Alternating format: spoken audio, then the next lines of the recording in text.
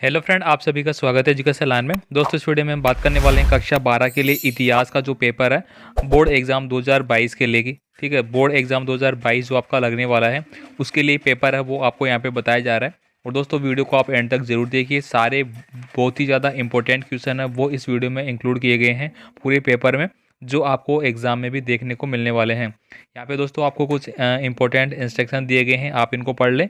इसके बाद देखिए यहाँ पे सेक्शन फर्स्ट अगर यहाँ पे बात की जाए तो पहला सेक्शन आपका होगा खंड का है, जिसमें आपके बहुविकल्पी प्रश्न आपसे पूछे जाएंगे, जो कि सभी क्वेश्चन एक अंक के होने वाले हैं। तो चलिए दोस्तों, मैं वीडियो को स्टार्ट करता हूं। और वीडियो स्टार्ट करने से पहले आपसे छोटी सी रिक्वेस्ट होगी, दोस्तों आप चैनल पर नए हैं तो प्लीज़ दोस्तों चैनल को सब्सक्राइब करके बेल आइकन जरूर दबा लें। साथ ही वीडियो को लाइक कर दे, दोस्तों को भी शेयर कर दे। और आपका कोई भी कमेंट है तो आप मुझे कमेंट कर सकते हैं। नेक्स्ट किस सब्जेक्ट का पेपर आपको चाहिए, कौन से सब्जेक्ट का वगैरह, ये आप मुझे बता सकते हैं। बाकी पीडीएफ फाइल के लिए मैं डिस्क्रिप्शन बॉक्स में लिंक प्रोवाइड करा दूंगा, वहाँ से आप इसकी पीडीएफ फाइल भी डाउनलोड कर सकते हैं। फर्स्ट क्वेश्चन देखिए साथियों, आपको पूछा गया है हड़प्पा सभ्यता के साक्ष्य सर्वप्रथम किस स्थान से प्राप्त हुए थे। तो यहाँ पे दोस्तों कुछ ऑप्शन आपको दिए गए हैं। हड़प्पा स्थल से, लोथल, मोहनजोदड़ो, रोपड़, ये चार ऑप्शन आपके सामने हैं। तो आपको बताना है कि हड़प्पा जो सभ्यता है, सबसे पहले सर्वप्रथम जो साक्ष्य प्राप्त हुए थे वो कहाँ से हुए थे। तो आंसर हो जाएगा आपका ऑप्शन नंबर सी। इसके बाद देखिए यहाँ पे सेकंड क्वेश्चन आपसे पूछा गया है, भारतीय पुरातात्विक सर्वेक्षण के प्रथम डायरेक्टर जनरल कौन थे। ऑप्शन आपके George Marshall, REM Wheeler, Cunningham, BS Smith. तो दोस्तों इसमें से आपको आंसर बताना है। नेक्स्ट देखिए क्वेश्चन नंबर 3 है, चोल, चेर और पांडे जैसे राज्यों का उदय किस क्षेत्र में हुआ था। कलिंग में, तक्षशिला में, तमिकलम या कौशंबी, ये आपको बताना है। इसके बाद देखिए यहाँ पे नल रियादी व प्रबंधम का संबंध निम्नलिखित में से किससे है। तो चार ऑप्शन आपके सामने है, चारों में से आपको टिक मार्क करना है कौन सा आपका करेक्ट आंसर है। इसके बाद देखिए यहाँ पे क्वेश्चन नंबर 5 है, तालीकोटा का युद्ध है वो कब हुआ था। हुमायूं नामा की रचना है वो किसके द्वारा की गई थी। इस्तमारी स्थायी बंदोबस्त कब से लागू किया गया था। चार ऑप्शन आपके सामने है, 1790, 1793, 1795 और 1798। इसके बाद देखिए 1798 में सहायक संधि को किसने तैयार किया था।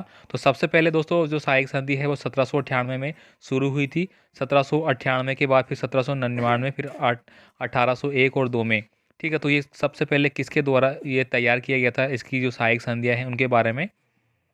तो दोस्तों जो ये तैयार किया गया था, तो सहायक संधियों के जो निर्माता है वो Lord Wellesley, Henry Harding, Lord Canning या लॉर्ड डलहौजी, किसको आप बताओगे।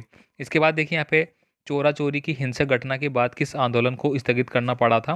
तो दोस्तों ये गांधी जी के द्वारा जो एक आंदोलन चलाया जा रहा था, जो कि आपका असहयोग आंदोलन था।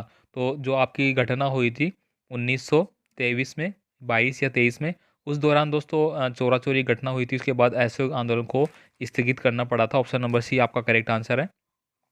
इसके बाद देखिए संविधान सभा में ऐतिहासिक उद्देश्य का प्रस्ताव किसने पेश किया था। तो दोस्तों उद्देश्य का जो प्रस्ताव है वो जवाहरलाल नेहरू के द्वारा दिया गया था। तो ऑप्शन नंबर बी आपका करेक्ट आंसर है।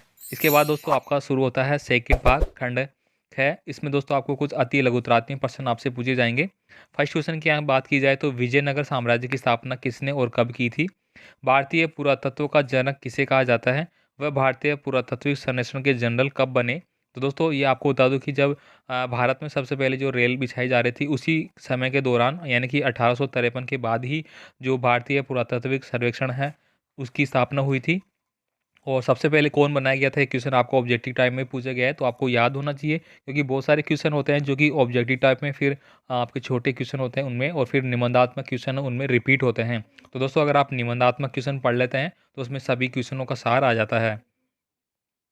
नेक्स्ट क्वेश्चन देखिए साथियों, यहाँ पे क्वेश्चन नंबर 13 है, बुद्ध के जीवन में निम्नलिखित स्थानों का क्या संबंध है। तो दोस्तों यहाँ पे बताया गया है 4-5 स्थान। सबसे पहले मैं बात करूँ लुम्बिनी। तो दोस्तों लुम्बिनी में क्या जो भगवान बुद्ध थे उनका जन्म हुआ था। बोध गया में दोस्तों उनको ज्ञान प्राप्ति हुई थी। सारनाथ में उन्होंने सबसे पहले क्या किया था, उपदेश दिया था। कहाँ पे दिया था उपदेश, सारनाथ में। कुशीनगर, कुशीनगर के बारे में आपको बताना होगा। इसके बाद देखिए यहाँ पे 1857 के विद्रोह के किन्हीं दो प्रमुख केंद्र तथा उनके नेताओं के नाम आपको लिखने हैं।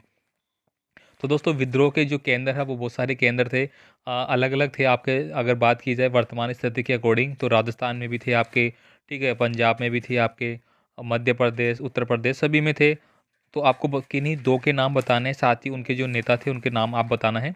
इसके बाद देखिए यहाँ पे भारत का संविधान कब लागू हुआ, संविधान सभा के अध्यक्ष कौन थे। तो आप सभी जानते हैं भारतीय संविधान है वह 26 जनवरी 1950 को लागू हुआ था, ठीक है। और इसके संविधान सभा के जो अध्यक्ष है वो किसको बनाया गया था, ये भी आपको ध्यान में होना चाहिए। एक तो दोस्तों आपका स्थायी सदस्य बनाए गए थे और एक अस्थायी सदस्य। अस्थायी सदस्य के रूप में बात की जाए तो डॉक्टर सच्चिदानंद सिंह थे, ठीक है। और स्थायी सदस्य किसको बनाया गया था, तो ये दोनों आपको ध्यान रखना है। इसके बाद देखिए यहाँ पे थोड़े बड़े क्वेश्चन आते हैं। क्वेश्चन है यहाँ पे 16, सांची के स्पूत के संरक्षण में भोपाल की बेगमों को की भूमिकाओं का आपको वर्णन करना है। तो दोस्तों सांची का स्तूप है वो किससे रिलेटेड है, जो आपके सम्राट थे अशोक, उन्हीं से रिलेटेड है। तो आपको इनके बारे में बताना है और भोपाल में इनके बारे में कुछ वर्णन करना है। अभिलेख शास्त्रियों की कुछ समस्याओं की सूची आपको बनानी है। बेसरिया और बासैया सूबी परंपरा के बीच एक रूपता और अंतर दोनों को स्पष्ट करना है। इसके बाद देखिए विजयनगर की जल आवश्यकताओं को किस प्रकार पूरा किया जाता था। जमींदार लोग अपनी जमींदारियों पर किस प्रकार नियंत्रण रखते थे। इसके बाद देखिए यहाँ पे क्वेश्चन नंबर 21 आपको पूछा गया है, संविधान सभा के सामने पेश किए गए उद्देश्य प्रस्ताव में किन आदर्शों पर जोर दिया गया। तो दोस्तों सारे क्वेश्चन है बहुत ही ज़्यादा इंपॉर्टेंट, आप खुद इस बात का आकलन कर सकते हैं कि आपके बुक से जो मोस्ट इंपॉर्टेंट क्वेश्चन है सारे चैप्टर वाइज वो यहाँ पे इंक्लूड किए गए हैं, ठीक है। तो इनको आप सभी को अच्छे से याद करें। बाकी मैं आपसे फिर से रिक्वेस्ट करूँगा, चैनल पे नए हैं तो प्लीज़ चैनल को सब्सक्राइब जरूर करें। बाकी आपका कोई भी कमेंट है आप मुझे कमेंट कर सकते हैं। इसके अलावा देखिए आपके दीर्घ अतुरीय लघुत्तरीय जो प्रश्न है उनके पुरातत्व किस प्रकार अतीत का पुनर्निर्माण करते हैं। स्तूपों क्यों और किस प्रकार बनाए गए। अवध में विद्रोह इतना व्यापक क्यों था, किसान तालुकेदार और जमींदार उसमें क्यों शामिल हुए। असहयोग आंदोलन एक तरह का प्रतिरोध कैसे था, यह आंदोलन क्यों स्थगित करना पड़ा। सूफी मत के मुख्य धार्मिक विश्वासों और आचारों की आपको व्याख्या करनी है। या फिर अथवा में दिया गया है आपको मुगल दरबार में पांडुलिपि तैयार करने की प्रक्रिया का वर्णन कीजिए। यानी कि जो बड़े क्वेश्चन आपको मिलेंगे दोस्तों उनमें ऑप्शन दिया जाएगा, आपको किसी दो में से आप कोई सा भी कर सकते हैं। इसके बाद देखिए यहाँ पे खंड आपको दिया गया है गए वाला, इसमें आपको पूछा गया है कि निम्नलिखित ऐतिहासिक स्थितियों की घटनाओं का आपको उल्लेख करना है। यानी कि आपको लिखना पड़ेगा इसके सामने कौन सी घटना कब क्या हुई थी। जैसा कि यहाँ पे अगर बात की जाए 322 ईसा पूर्व में क्या हुआ था, 78 ईसा पूर्व में क्या हुआ था, 3000 ईसा पूर्व, तो ये सभी को आपको याद करना है, आपकी बुक में दे रखा है सभी के बारे में। इसके बाद देखिए यहाँ पे भारत के जो मानचित्र है उसमें आपको इनको इंगित करना पड़ेगा, ठीक है। ये जो दिए गए हैं जैसा कि आपका पहला दिया गया है, वह स्थान जहाँ से जुते हुए खेत का साक्ष्य मिला, तो ये कहाँ पे है, ये कालीबंगा है। कालीबंगा कहाँ पे है, हनुमानगढ़ राजस्थान में। इसके बाद वह स्थान जो चंद्रगुप्त मौर्य की राजधानी थी, तो दोस्तों चंद्रगुप्त मौर्य की जो राजधानी थी वो तक्षशिला थी, ठीक है। तक्षशिला वो कहाँ पे थी वो आपको बतानी है। इसके बाद देखिए यहाँ पे वह स्थान जहाँ शेख सलीम चिश्ती की दरगाह है, वह स्थान जहाँ 1857 ईस्वी का विद्रोह हुआ था, ये आप सभी जानते हैं मेरठ में हुआ था। तो इनको आपको इंगित करना पड़ेगा। इसके बाद यहाँ पे देखो ये तो कुछ क्वेश्चन लास्ट वाला क्वेश्चन है वो जो केवल दृष्टिबाधित विद्यार्थी हैं उनके लिए दिया गया है। तो इस तरह दोस्तों आपका पेपर है वो तैयार होने वाला है। सारे इंपॉर्टेंट क्वेश्चन है वो मैंने यहाँ पे एक्सप्लेन कर दिए हैं।